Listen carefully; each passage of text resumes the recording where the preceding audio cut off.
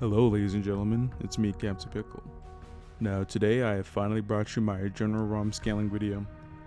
Now the main reason why I did want to make this video is because a lot of people were confused of how I got ROM into a small planet level. Now I'm going to be explaining my reasonings in today's video. But before we do get started, I'm just going to say this is my first time doing this type of commentary or type of video. So if you hear me stuttering or, mix up words, don't mind that. But other than that, yep, I hope you guys do enjoy. And if you could, maybe subscribe, leave a like. This video took a very long time to research. But anyways, yeah, let's get to it.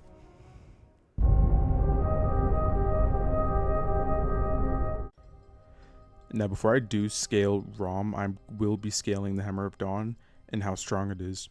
So, as we do know, the Hammer of Dawn is the most powerful weapon in the Gears of War series, and it's just not even close. And that means that it scales over every single weapon in the series.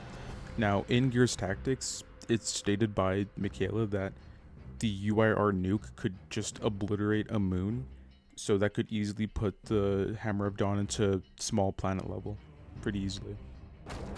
What was the UIR gonna do with a missile that big? Blow up the moon? More like blow up the cog. Now that we have an understanding of how strong the Hammer of Dawn is, we can get into ROM's actual feats now. ROM should scale above pretty much every single council member apart from Sirach and every single Locust ground troop, especially drones. Drones have shown that they can easily harm a corpser by embedding grenades in them, and corpsers are the same creatures that can tank Hammer of Dawn hits even if it's just for a little while. This would pretty easily make their durability into the small planet range and the Locust's AP to small planet, as well as ROM. As I said before, ROM should scale over everybody in the Locust Council, especially Karn and Scourge. It's been known that Karn isn't necessarily strong or anything. It's been kind of noted that he's quite weak.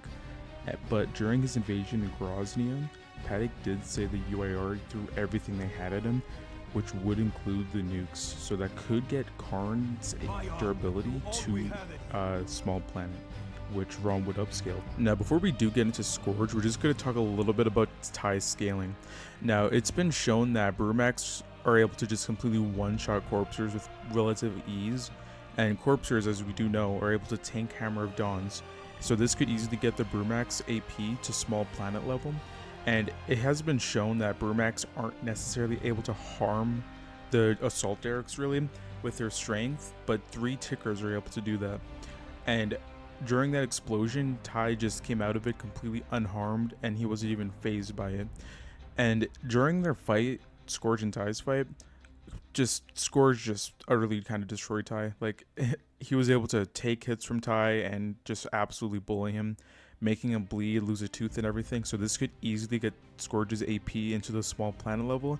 And as we do know, ROM just scales above Scourge pretty easily. It's been shown that ROM can pretty easily tank attacks from the chainsaw to his chest and to his bare hands. The reason why this is impressive is because Delta Squad was able to cut their way through the Riftworm. And now, as we do know, the Riftworm is responsible for all the creation in the Hollow, including the tunnels. In Gears of War 1, Anya states that all the planet throughout the crust is riddled with Locust tunnels, which easily gets us to Multicontinental Plus. Can't be these many tunnels. It's a honeycomb. The planet's crust is riddled with them. They're everywhere. A fan on Twitter did ask who would win, ROM or Berserker. Now, Cliff Bleszinski did respond and said what happens when an unstoppable force hits an immovable object. Now, that's kind of like, he's kind of hinting like, they both can hurt each other and, tank attacks from each other. And as we do know, Berserkers are able to survive Hammer of Dawn strikes. So that would make their durability and attack potency to small planet, as they're able to harm each other and tank attacks against each other without dying. ROM is easily able to tank the Lambent Wretch's explosions. Their explosions are able to harm corpses, and as we already know, corpses are able to tank Hammer of Dawn, so this easily gets his durability to small planet level.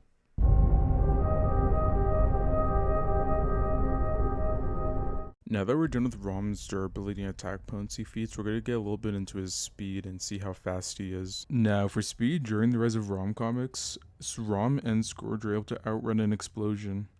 Now, this explosion was stated by Scourge that it was going to turn their fortification to dust, and there were 50 more bombs inside. Now, to get an understanding on how big this fortification is, we're going to be using the corpser to show how large it is. The average corpser is about 40 to 50 feet tall, or 12 to 15 meters. We can kind of estimate that the wall is between 100 to 112 feet, or 34 meters. Now that we got a little bit of a scale on how big the fortress is, now we can calculate how fast Raam was running to escape the blast zone. For an estimate distance to escape the blast zone, we could just say 100 meters. So they would at least need 20 milliseconds to get 100 meters away, so that easily puts them into the hypersonic plus tier. Now to talk about his reaction and combat speed, Raam was able to dodge a snub pistol shot while off guard, laughing, and turn around. The shooters are around 8 to 10 feet away, and he's using a 50 caliber weapon. Now the average muzzle velocity of a 50 cal is around 350 to 500 meters per second. Now for Raam to react to that while off guard, he would at least have to react under 7 milliseconds. This can land him in high hypersonic to massively hypersonic. We're going to talk a little bit about Scourge's reaction speed. Now in Scourge's boss fight, it's been shown that he's able to block bullets from 2 people, Marcus and Dom. This easily makes his reaction speed and combat speed to massively hypersonic. Sirach was able to attack Scourge before he could react, and Raam was able to dodge Sirach's attack by jumping over it, which would make Raam's reaction speed and combat speed in the massively hypersonic range. Corpses were able to hit Locust drones before they could even react. Locust drones do have a small relative to Marcus, as they can somewhat react to him, and as we do know, Marcus is able to react and fight Scourge, which would make him massively hypersonic. You can probably get drones to hypersonic to high hypersonic, but I'm just going to say hypersonic. And Raam is easily able to avoid the corpse's attack, which would give Raam's reaction speed and combat speed into high hypersonic to massively hypersonic. Raam is able to react and jump off a bridge while semi-off guard, while 4 King Raven helicopters are able to shoot him down with chain guns and missiles. This usually gets him to hypersonic plus to high hypersonic. Now in my video I said he could get to light speed. Now this is mainly gameplay, but in Gears of War 3, Marcus and his team were able to react to Queen Mira's Tempest. And Queen Mira's Tempest shoots an intense light beam at Delta Squad, and this would make it more impressive because there's barely any cover in the arena. So this would definitely get the reaction speed to light speed, and Scourge is able to fight Marcus, and Raam has a faster reaction speed than Scourge. And this is technically canon because they don't take damage from the Tempest, but this is a highball as it's mainly just gameplay, so I just don't use this. Now we're just going to be talking about Raam's stamina and endurance. In the Gears of War novels, Jacinto Remnant, Arjuna was able to swim in the freezing cold water when Jacinto sank for at least an hour, and it was still able to burst through water and leap onto a large wall. The average human won't be able to even last a couple of minutes in cold water, and athletic humans are able to at least swim for around 30 minutes or even higher. In the Gears of War universe, it's been shown that Locusts have 4 heartbeats per second, while the Sarens have 2 heartbeats per second. This means Locusts are able to run for multiple days on a time without stopping, and as we know, time is different in the Gears of War universe, as there's 26 hours in a day compared to 24 hours on Earth.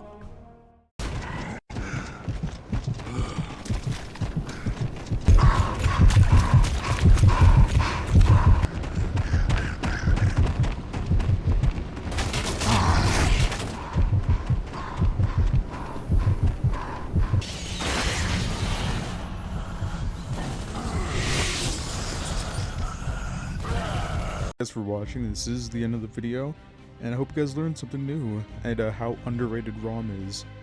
So I do hope you guys enjoy. Now if you do disagree, you can comment underneath, or I do go live on Twitch sometimes, so if you have any questions I can answer personally. But other than that, I hope you guys have a fantastic day. Please leave a like and subscribe, and I'm definitely gonna do more of these. Yeah, so have a great day. See ya.